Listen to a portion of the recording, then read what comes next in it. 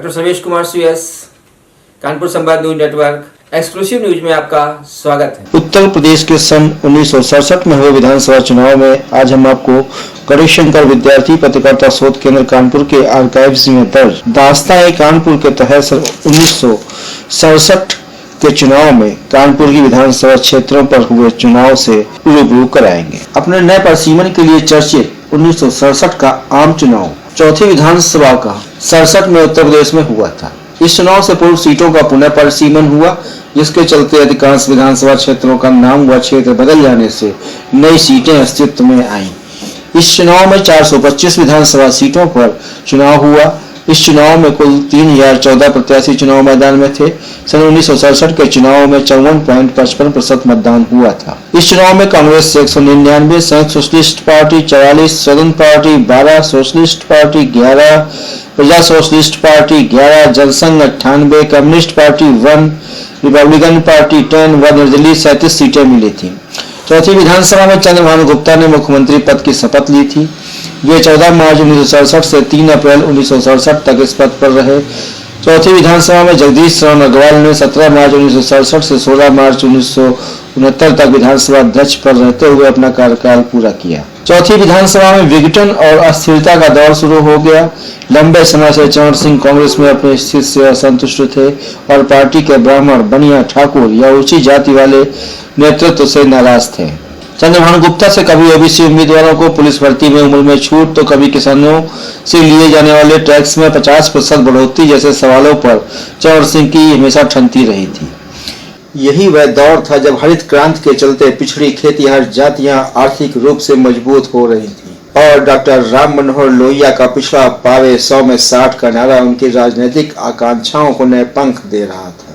हरित क्रांति के इस चरण में खेतों में खदान के बोरों लदी बैलगाड़ियां व उनके बैलों के गले में पड़ी घंटियों की रुंझुन और मस्त गानों के साथ कंधे पे हल रखकर किसान मेरे देश की धरती सोना उगले जैसे गाने गुनगुना रहा था। बैलों के गले में बंदी घंटी जब वतन का राग सुनाती है, जैसे नारे गुंजारों तरफ गुंजायमान हो रहे थे। ऐसे में दौर में प्रदेश जहां एक और खुशहाली की ओर बढ़ रहा था, तो वहीं उत्तर प्रदेश का राजनीतिक इतिहास राष्ट्रपति शासन की प्रतीक्षा भी कर रहा था।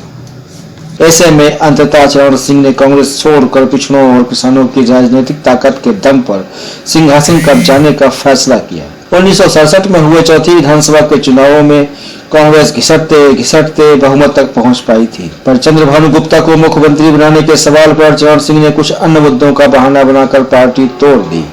चरण सिंह के साथ कांग्रेस के 16 और विधायक भी चले गए और गुप्ता सरकार अल्पमत में आ गई। 19 दिन मुख्यमंत्री रहने के बाद गुप्ता जी को कुर्सी छोड़नी पड़ी और कम्युनिस्टों, समाजवादियों, जनसंघियों और अम्बेडकरवादियों यानी समूचे विपक्ष की मदद से पहली बार कोई गैर उच्च जाति व्यक्ति प्रदेश का मुख्यमंत्री बना। वह था चौधरी चरण सिंह, जिन्होंने 3 अप्रैल 1967 को मुख्यमंत्री पद की शपथ ली। वे इस पद पर 25 फरवरी 1968 तक रहे। इस प्रयोग को नाम दिया गया संयुक्त विधायक दल या संविदा सरकार। अपने विचार धारात्मक अंतर्विरोधों के चलते यह सरकार 1 साल भी नहीं चल पाई और आखिर में 25 फरवरी 1968 को प्रदेश में राष्ट्रपति शासन लगा दिया गया। उत्तर प्रदेश के राजनीतिक इतिहास में यह पहली विधानसभा थी जो अपना कार्यकाल पूरा नहीं कर पाई।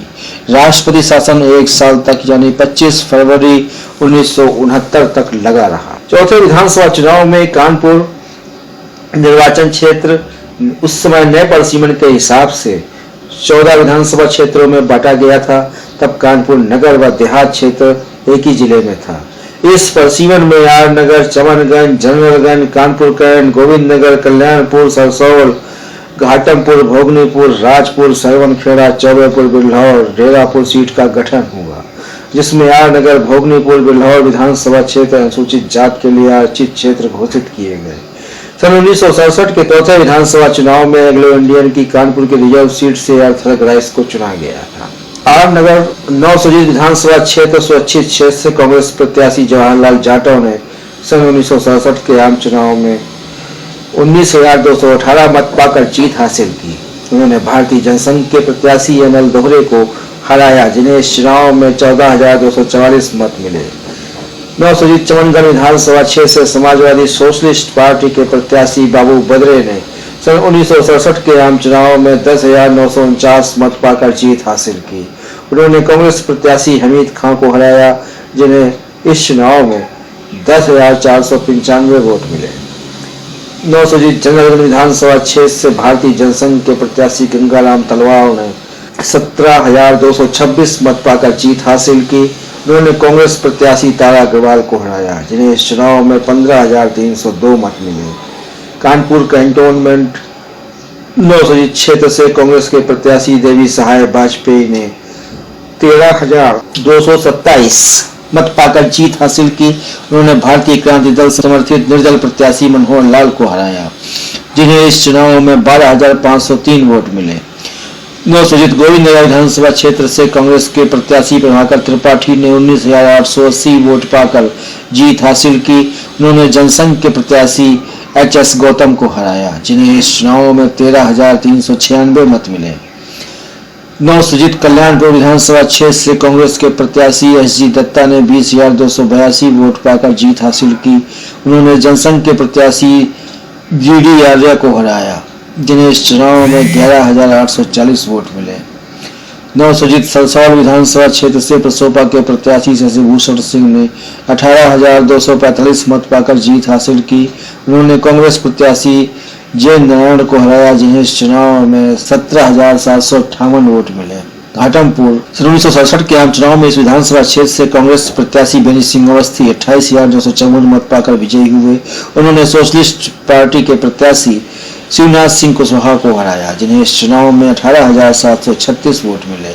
भोगनीपुर विधानसभा स्वैच्छिक क्षेत्र से सोशलिस्ट पार्टी के प्रत्याशी केसरी लाल ने सन 1967 के आम चुनाव में 14,364 मत पाकर जीत हासिल की। उन्होंने कांग्रेस के प्रत्याशी जेपी कुरील को हराया, जिन्हें इस चुनाव में 14,188 वोट मिले। नवसृजित राजपुर विधानसभा स्वैच्छिक क्षेत्र से सोशलिस्ट प्रत्याशी रामस्वरूप वर्मा ने सन 1967 के आम चुनाव में 22,668 वोट पाकर जीत हासिल की। उन्होंने कांग्रेस के प्रत्याशी आर.एन. मिश्रा को हराया, जिन्हें इस चुनाव में 13,490 वोट मिले। नवसृजित सरवनखेड़ा विधानसभा क्षेत्र से कांग्रेस प्रत्याशी रघुनाथ सिंह सेंगर ने सन 1967 के आम चुनाव में 14,091 मत पाकर जीत हासिल की। उन्होंने प्रसोपा के प्रत्याशी एच. सिंह को हराया, जिन्हें इस चुनाव में 11,753 वोट मिले। नवसृजित चौबे विधानसभा क्षेत्र से निर्दल प्रत्याशी रामकुमार दीक्षित ने सन 1967 के आम चुनाव में 20,136 वोट पाकर जीत हासिल की। उन्होंने कांग्रेस के प्रत्याशी बजरानी मिश्रा को हराया, जिन्हें इस चुनाव में 11,389 मत मिले। बिल्हौर स्वैच्छिक सीट से 67 के आम चुनाव में ससोपा प्रत्याशी मोतीलाल देहलवी 16,263 मत पाकर विजयी हुए। उन्होंने कांग्रेस प्रत्याशी मुरलीधर कुरील को हराया, जिन्हें इस चुनाव में 11,592 वोट मिले थे। सन 1967 के आम चुनाव में लीलापुर सीट से कांग्रेस प्रत्याशी नित्यानंद पांडे 17,246 वोट पाकर विजयी हुए। उन्होंने ससोपा प्रत्याशी रामपाल सिंह यादव को हराया, जिन्हें इस चुनाव में 16,627 मत प्राप्त हुए थे। इस तरह चौथी विधानसभा का चुनाव नए विधानसभा क्षेत्रों के उदय के साथ कानपुर की धरती पर संपन्न हुआ, जिसमें पहली बार नए विधानसभा क्षेत्रों का अस्तित्व में आना कानपुर के राजनीतिक इतिहास में एक नई घटना माना गया। फिलहाल इस एक्सक्लूसिव न्यूज में इतना ही। अगला आम चुनाव आपको अगली किस्त में। धन्यवाद, नमस्कार, शुभ रात्रि।